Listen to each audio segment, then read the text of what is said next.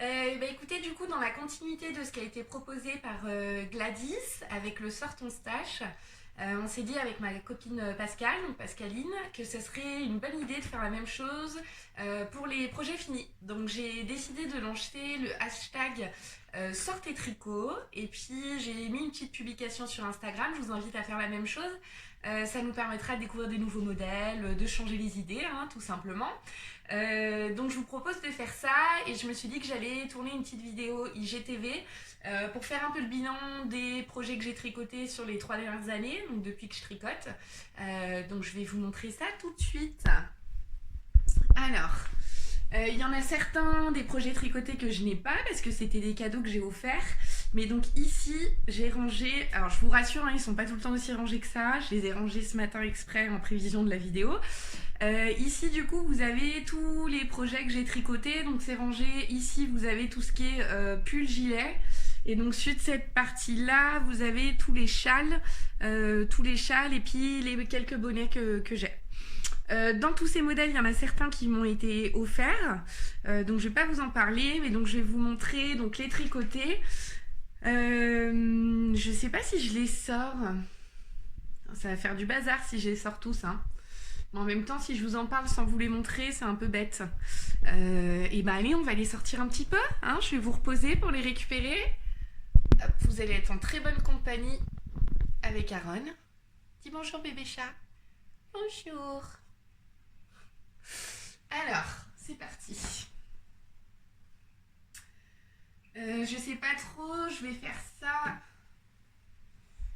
en commençant par les premiers que j'ai tricotés.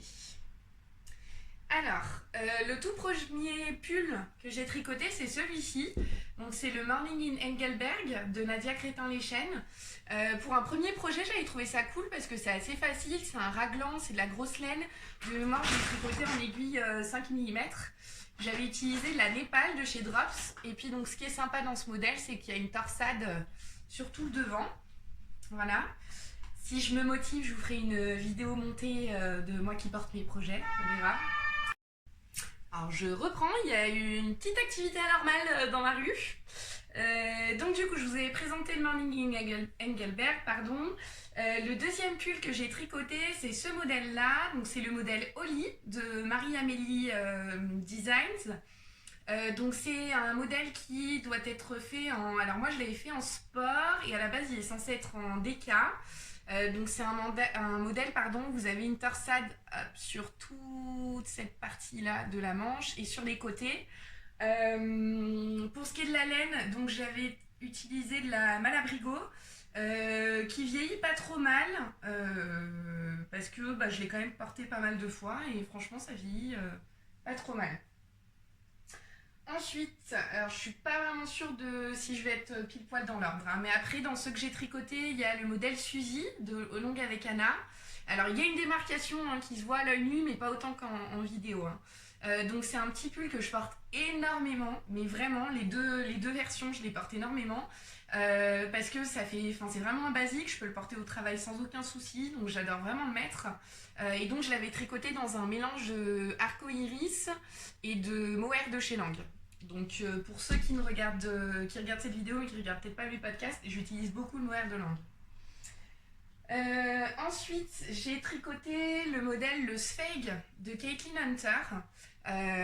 Donc c'est un modèle qui se tricote en yoke, pardon, que je porte pas mal aussi. Le seul regret que j'ai, c'est que je l'ai fait un petit peu court. Et les manches sont un peu courtes aussi, mais sinon c'est un modèle que j'aime vraiment, qui est hyper sympa à faire. Et puis là, cette partie, le yoke, il est vraiment très très beau. Et donc celui-ci, je l'avais tricoté, ça c'est la Féfile dans la barbe de Merlin. Et ça, c'était de la magnifique laine à speckle de chez Maison Corlaine, c'est le coloris Alexandre. Ouais, c'est ça, Alexandre. Et comme vous pouvez le voir, pas à speckle, à... petit truc brillant là, j'ai mangé le mot. Et donc comme vous pouvez le voir, ça ressort vraiment très très bien quoi. Il est trop beau. Ensuite, vu qu'on reste dans les tons, en modèle que je porte beaucoup aussi, j'ai mon pull Monstera de Marie-Amélie, donc que j'ai tricoté en maison Corlaine également, dans la base 100% Mérinos. Et donc ça c'est de la Madeleine et Philibert, je me rappelle plus du nom du coloris. Là pour le bleu-gris c'est le Lloyd. Donc voilà, c'était un modèle qui était cool à faire, que je porte pas mal. Avec les manches un peu bouffantes, que j'aime beaucoup. La laine a très très bien vieilli. Hein. Si, tant que je vous dis rien, c'est que la laine, elle a hyper bien vieilli. Même sur le sphéique, la seule chose, ça bouloche un peu. Alors, je sais pas si vous allez voir, ça bouloche un peu. Après, je l'ai pas rasé hein, depuis que je l'ai fait. Donc, pour vous dire. Hein. Faudrait que je me motive à raser mes projets. Ensuite, ici, donc il y a le top Kensia de Marie-Amélie que j'avais tricoté en test pour elle. Pour ce qui est de la laine, donc c'est une base qui est un mélange de lin et alpaga que j'avais acheté à Pauline de Léna Mouré. Donc c'est un petit top hyper agréable à porter que j'ai pas mal mis cet été. Que vous dire d'autre. Il ne faut pas que je donne trop de détails parce que j'ai le droit qu'à 15 minutes sur les IGTV, donc il ne faut pas que je sois trop bavarde. Mais donc je l'ai porté pas mal aussi cet été et rien à redire sur ce modèle là non plus. On va avoir un gros tas là à la fin. Ensuite, hop, tas suivant.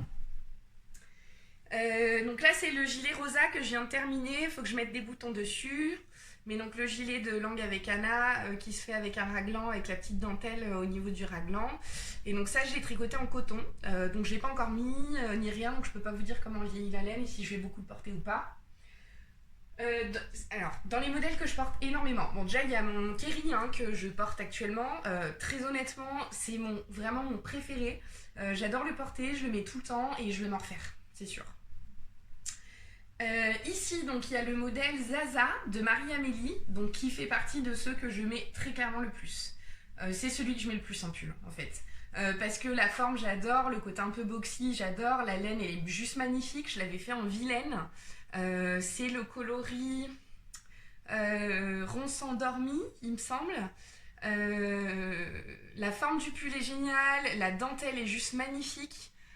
Et puis pareil, la laine a extrêmement bien vieilli parce que vraiment, je le porte l'hiver, je dois le porter facilement une fois par semaine, quoi, sans aucun souci. Hein. Ensuite, ça fait du bien de faire ça, je vous conseille de le faire parce que du coup on se rend compte de tout ce qu'on a fait et ça fait du bien au moral. Un autre petit top que j'ai tricoté, donc c'est le top Rose Picot de Langue avec Anna, donc qui est un peu cropped, que j'ai fait en version un peu cropped. Je l'ai tricoté dans la base 100% Mérinos Athéna de Léna Mouré et le coloris c'est éclat de rose caramélisé, si ma mémoire est bonne. Je le porte un peu moins que le Kensia, ce petit top, parce que j'ai moins de vêtements avec lesquels ça va, vu que c'est cropped. Moi, mettre un crop comme ça sur un jean, je suis pas certaine que c'est ce qui m'aille le plus. Donc j'ai un peu du mal, mais du coup je le mets si j'ai une petite veste ou un petit gilet par-dessus assez facilement. Laine nickel aussi. Ensuite, ça c'est le gilet meringue de Lolita. Loli l'a fait, donc que j'ai tricoté en Madeleine et Philibert Big Sock coloris Londres. C'est un petit gilet hyper agréable pour le printemps. Je l'ai beaucoup porté l'été dernier sur les fins de journée avec une jolie petite basque en bas. Alors celui-ci pour l'instant je ne l'ai pas encore porté beaucoup parce que je l'avais fini pendant l'été de mémoire. Donc je l'avais mis quelques fois mais je ne l'ai pas non plus porté au point de l'user. Donc pour l'instant la laine nickel. J'ai pas beaucoup de laine. Globalement sur tous les projets que j'ai tricotés, j'en ai quasi pas où j'ai eu des problèmes de vieillissement de la laine. Par contre sur celui-ci je suis deg, j'ai un gros problème. Donc c'est mon deuxième Suzy de Langue avec Anna, ce qui était mon préféré des deux. Parce que je l'avais tricoté donc en mélange, donc toujours la langue de chez Lace, mais donc au niveau de la laine, c'était de la laine avec de 50% soie, 50% mérinos qu'on m'avait offert, donc j'aime beaucoup ce pull. Et en fait, je l'ai beaucoup porté pendant que j'étais à New York et avec la transpiration, le déo, etc., ça a déteint sous les aisselles. Donc si jamais vous avez une technique pour attraper ça, je suis preneuse parce que je l'aime trop à la base ce pull. Et du coup, je suis un peu dégoûtée qu'il y ait ce souci-là. Dernier modèle de vêtements, du coup. Là, c'est le gilet calisson que j'avais tricoté en test pour Lolita, Loli l'a fait, que j'avais tricoté en Flora Deka de chez Léna Mouret. Donc c'est un gilet avec un col châle et de la dentelle dans le dos. Alors je le porte pas tant que ça celui-ci. Pour le coup la laine elle vieillit pas extrêmement bien. Après j'ai pas encore essayé de le raser et je pense aussi que je l'ai passé en machine et que c'était pas une bonne idée. Donc je suis pas sûre que ce soit la laine, c'est peut-être plus moi qui ai mal géré ça. Parce que mes tricots je les passe en machine, en lavage à froid et essorage à 900 tours. Par contre, j'en lave pas plusieurs en même temps, ou si jamais je le fais, je les mets dans des housses de protection, et en fait, les housses de protection, c'est des têtes d'oreiller. Voilà, petite technique du jour. Donc voilà, celui-ci, je le porte un peu moins, parce que la forme, je trouve pas que c'est ce qui m'aille le mieux finalement, donc je le porte pour traîner chez moi, pas mal quand j'ai un peu froid, mais je le mettrai pas au boulot par exemple. Et bah c'est fini pour les pulls, je vais m'amuser à tout replier, tout re-ranger, hein, n'est-ce pas? On va passer au châle, ça fait 8 minutes, il va falloir que je sois rapide.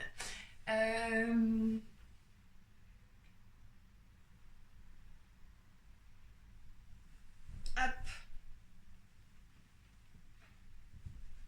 On va faire ça en version speed du coup.